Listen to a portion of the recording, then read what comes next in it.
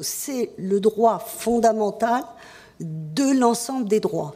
Alors, les droits des enfants et des adolescents qui sont consignés dans la Convention internationale de l'enfant. Je vous rappelle que c'est une sorte de traité qui a été signé par 191 pays, qui est à la base de l'ensemble des droits, qui sont des droits spécifiques des enfants et des adolescents, de 0 à 18 ans, et qui sont donc différents des droits de l'homme et qui s'ajoutent aux droits de l'homme.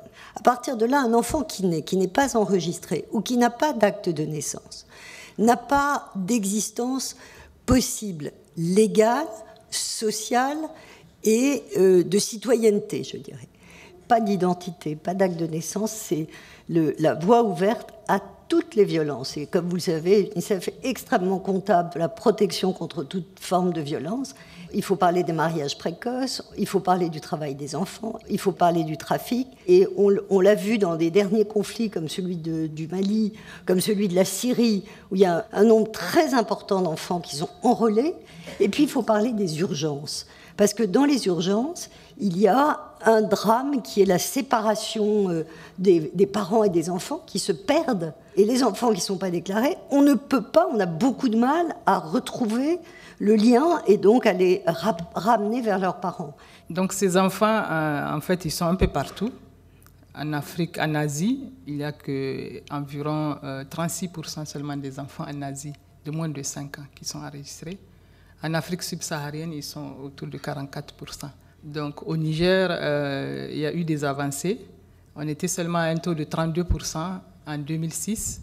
Et en 2012, donc, on a doublé le taux parce qu'il y a eu d'importants efforts qui ont été fournis avec l'appui de l'UNICEF au gouvernement du Niger qui a réformé sa législation. Il y a eu tout un tas d'actions. Et la plupart, donc, ceux qui ne sont pas enregistrés, évidemment, c'est les enfants des familles pauvres, les enfants qui sont des familles qui vivent en zone rurale, parce que le problème, c'est le maillage, pouvoir avoir le service le plus proche de la population. Et compte tenu du fait que la majorité de la population dans les pays subsahariens est analphabète, les parents, tout de suite, ne voient pas l'importance d'avoir ce papier. Au Cameroun, c'est à peu près la même chose. C'est au nord Cameroun que les enfants sont le moins enregistrés. C'est surtout dans les régions musulmanes et animistes. Donc c'est un problème culturel, surtout pour les femmes. Par exemple, dans les Nippel, les femmes ne déclarent pas l'enfant. Les femmes ne doivent même pas prononcer le nom de leur mari. Donc, si le mari ne va pas déclarer, la femme n'ira pas déclarer. La communauté de Sant'Egidio est une organisation qui est présente dans 70 pays, qui a 46 ans cette année d'existence. Beaucoup d'engagement auprès des pauvres et des personnes de la périphérie, de la marge. Et c'est à cette marge et à cette périphérie qu'on a découvert ce problème de l'enregistrement des naissances ou du non-enregistrement des naissances, en particulier des enfants pauvres qui venaient dans nos écoles de la paix ou qui étaient quelquefois envoyés en prison alors qu'ils étaient mineurs. J'ai l'exemple d'un enfant en République démocratique du Congo, un enfant des rues, qui venait tous les jours à la soupe populaire que nous organisions dans le cadre de l'école de la paix. Un jour, on ne le voit pas, on apprend qu'il est en prison, et n'ayant pas d'acte de naissance, ça a été tout un problème pour le sortir de prison alors qu'il avait 8 ans. Il ne faut pas s'arrêter au constat géographique, qu'il soit dans un continent ou même dans un pays plus qu'un autre. Il faut aussi regarder l'écart important entre milieu urbain et milieu rural. On a plus du double, en général, d'enfants enregistrés en ville qu'à la campagne. Les minorités sont souvent isolées, reculées, avec un faible niveau d'éducation. De faibles ressources, on ne l'a peut-être pas assez dit, mais il y a un élément économique dans l'enregistrement des naissances. L'enregistrement n'est pas toujours gratuit. Donc c'est une des raisons pour lesquelles Plan a beaucoup plaidé pour cette gratuité avec ses partenaires et au premier rang desquels l'UNICEF. Il faut prendre en compte parfois aussi le côté de discrimination, c'est-à-dire qu'il y a une méfiance des minorités à aller se faire enregistrer parce que quelque part ils ne savent pas ce qui va être fait de ces données-là. Et il y a parfois même, je dirais, une attitude discriminatoire des États qui n'ont pas une réelle volonté politique à enregistrer des minorités puisque derrière vous avez des électeurs potentiels. Et s'il est vrai que nous avons abordé le sujet par le prisme un peu juridique au départ, parce que quand vous êtes notaire, vous vous occupez d'une succession, vous vous occupez d'une opération entre deux personnes, la vérification de l'identité est effectivement quelque chose d'important. Mais c'est devenu cette affaire un détail, à côté de la question humanitaire que nous avons découvert et que nous avons vraiment souhaité partager et faire partager. Et moi, je suis impressionné de ce que ce problème, qui est un problème massif de l'humanité, on parle de 230 millions d'enfants sans identité de moins de 5 ans dans le rapport de l'UNICEF, peut-être plus, peut-être 400 millions, certains citent ce chiffre. C'est un problème absolument énorme et qui n'est pas très connu. On a facilité l'enregistrement de 40 millions d'enfants entre 2005 et 2009 dans une trentaine de pays. On s'y est pris en agissant, je dirais, à 3 niveaux. Pour que les choses changent, il faut à la fois donc au niveau local, que les familles, les communautés soient non seulement plus conscientes du problème, plus sensibilisées, mais aussi donc qu'elles aient les moyens que l'État mette à leur portée l'enregistrement des naissances. Donc on a des réponses du type unité mobile qui ont très bien fonctionné dans plusieurs de nos pays d'intervention.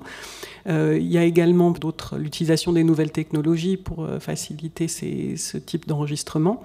Il faut également, donc, au niveau des médias, qu'il y ait des campagnes un peu de masse, qu'il y ait un bruit de fond pour tout changement de comportement. Vous avez aussi besoin de renforcer ces messages par des campagnes. Et puis, bien sûr, l'État a un rôle central. Il a la responsabilité d'assurer. On a besoin de travailler à très haut niveau, de travailler au niveau des États, de travailler en collaboration avec les gouvernements. C'est en particulier ce que nous faisons actuellement au Burkina Faso depuis 2009. Nous pensons que pour bien faire ce travail, il faut le faire à l'échelle nationale ou régionale, mais en tout cas à une échelle universelle. Construire un État civil suppose de sortir de l'expérimentation, du projet pilote, et vraiment d'embrasser toute la réalité d'un pays, de tous les citoyens, et d'aller vers l'enregistrement de tous. Donc notre programme s'appuie sur un réseau d'activistes locaux à travers nos communautés de Santé Gidio locales et à travers des réseaux associatifs de la société civile qui font de la sensibilisation, qui vont parler. Mais faire de la sensibilisation sans proposer concrètement l'enregistrement, donc sans faire toucher du doigt la possibilité et la gratuité de l'enregistrement est complètement vain, parce que c'est vraiment en enregistrant que la propagation de cette bonne nouvelle qu'on peut se faire enregistrer est possible. Au sein de la francophonie, vous avez l'Organisation internationale de la francophonie qui travaille bien sûr avec la société civile, mais aussi avec les États. Donc elle a cette capacité d'action, de lobbying sur les États membres, mais vous avez aussi l'Assemblée parlementaire francophone qui s'intéresse également aux problèmes liés à l'état civil. Vous avez également les opérateurs de la francophonie, TV5 Monde par exemple, vous avez l'Agence universitaire de la francophonie, mais vous avez aussi l'Association internationale des maires francophones, qui là travaille directement avec les communes. Puis vous avez enfin les réseaux institutionnels de la francophonie, notamment dans les domaines de la paix, de la démocratie et des droits de l'homme. Nous avons 15 réseaux qui réunissent un ensemble d'institutions des États membres. Alors ça peut être les hautes cours de justice francophones ou les commissions nationales des droits de l'homme, mais là en l'occurrence ça peut être aussi des professions. Et à ce titre, donc, vous avez fait état de vos actions. Donc c'est vraiment un moyen extrêmement efficace d'agir sur le terrain par le biais de ces réseaux. Oui, je voudrais d'abord qu'on distingue deux choses.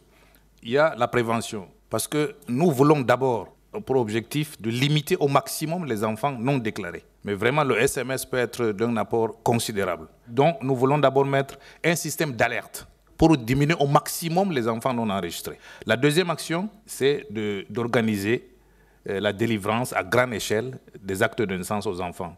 En parlant de décentralisation, je pense que le notariat est d'ailleurs plus présent sur le terrain que les communes, etc. Le notariat, mieux organisé, pourra coordonner des actions avec les greffiers, l'état civil, les magistrats, etc. pour organiser des audiences foraines et délivrer à grande échelle les actes de naissance. Il faut associer les chefs traditionnels, les chefs de quartier, les chefs de village et les populations. Nous pensons donc qu'en coordonnant ces actions sur le terrain, nous allons apporter beaucoup plus d'efficacité. C'est-à-dire que l'état civil, c'est autre chose. C'est pas simplement de dire que dans ce tas d'enfants, voilà, celui-là c'est A avec un numéro. Non, non.